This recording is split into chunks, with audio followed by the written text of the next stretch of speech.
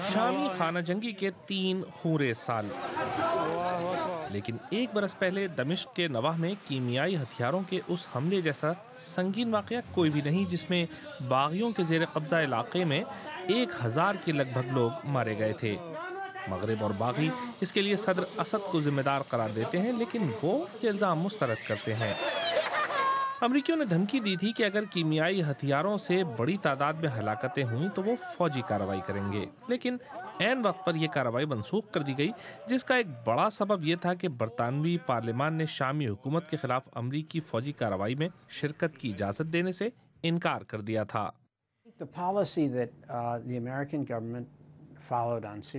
मेरे ख्याल में कीमियाई हमलों से पहले ही शाम पर अमरीकी पॉलिसी गैर फैसला कुन और आर्जी सी थी, जिससे न सिर्फ एतदाल पसंद बागियों बल्कि खुसूसन इंतहा पसंद बागियों को ये वाज़ेह पैगाम मिला कि अमरीका दोबारा इस खित्ते के मामलात में मुलव्विस नहीं होगा।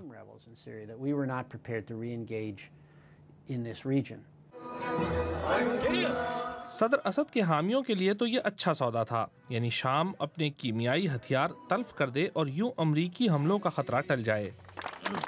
लेकिन अगर अमरीका सदर असद के दस्तों पर बमबारी करता तो क्या होता? मगरिब से मदद की उम्मीद रखने वाले शामी बागी गिरोह समझते हैं कि ऐसा होने की सूरत में ताकत का तवाज़ुन बदल जाता और वो उस वक्त आईसिस कहे जाने वाले शिद्दत पसंद बागी ग्रुप से लड़ाई में गालिब हो सकते थे। अगर अमरीकी फ़ज़ाई हमले किए जाते तो न तो असद इंतज़ामिया न ही दौलत इस्लामिया ताकत पकड़ पाती।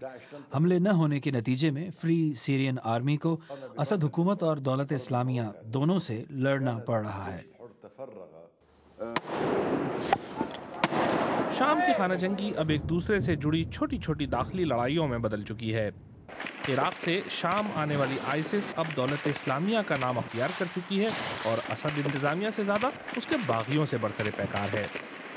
शाम में आईसिस के उरूज ने उसे दोबारा इराक में घुसकर पैर जमाने का मौका भी दिया है और उसने वहाँ इराकी फ़ौज से बड़ी मकदार में जदीद अमरीकी भारी असलहा भी छीना है। इराकी सुन्नी कबाइल मुल्की मामलात से अलग थलग किए जाने पर सख्त नाराज थे और दौलत इस्लामिया ने उनकी नाराज़गी का फ़ायदा उठाया। इन सुन्नी कबाइल को साथ मिलाना अब नई हुकूमत के लिए एक बड़ा चैलेंज है। जब तक हमें हमारे हुकूक नहीं दिए जाते, हम आईएसएस या किसी भी दूसरे दहशतगर्द गिरोह से नहीं लड़ेंगे, बल्कि हम दहशतगर्दी या आईएसएस के खिलाफ उस वक्त तक सफारा नहीं होंगे जब तक इराकी हुकूमत सुन्नियों को कत्ल करने वाले शिया मलेशियाओं के खिलाफ खड़ी नहीं हो जाती।